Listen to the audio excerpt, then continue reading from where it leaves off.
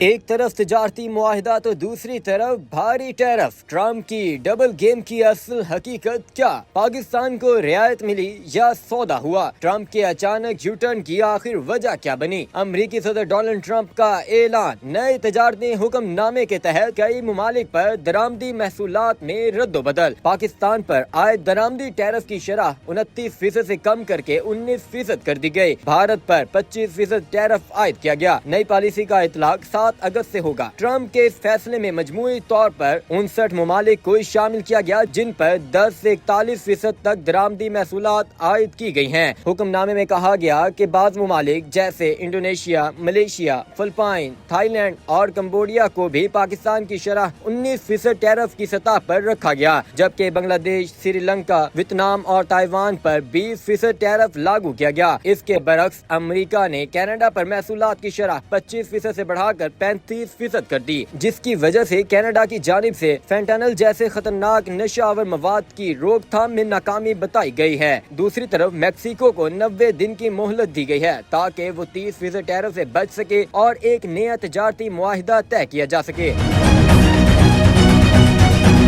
بھارت کے خلاف ٹرمپ انتظامیہ نے نسبتاً سخت موقف اختیار کیا، جس کی ایک بڑی وجہ زرعی شعبے تک امریکی رسائی میں رکاوٹیں، روسی تیل کی خریداری پر امریکی تحفظات۔ چین پر اب تک کوئی حتمی فیصلہ نہیں کیا گیا، مگر بیجنگ کو 12 اگست تک امریکہ کے ساتھ مکمل تجارتی معاہدہ کرنے کی ڈیڈ لائن دے دی گئی۔ امریکہ کی اندرونی منڈی پر ان کی فصلوں کے اثرات بھی ظاہر ہونا شروع ہو گئے۔ امریکی محکمہ تجارت کے مطابق جون میں صارفین کی اشیاء مثلاً فرنیچر، گھریلو آلات، گاڑیاں اور کپڑوں کی قیمتوں میں نمایاں اضافہ ریکارڈ کیا گیا، جو اشارہ ہے کہ ٹرمپ کی امریکہ فرسٹ پالیسی براہ راست امریکی صارفین کو متاثر کر رہی ہے۔ مجموعی طور پر ٹرمپ انتظامیہ کی یہ نئی تجارتی پالیسی دنیا بھر کے ممالک کے لیے ایک بڑا پیغام ہے کہ امریکہ اب درآمدات کے معاملے میں سخت فیصلے لینے کو تیار ہے۔ کچھ ممالک کو رعایت دی گئی ہے، مگر کئی روایتی اتحادیوں پر بھی دباؤ بڑھا دیا گیا ہے۔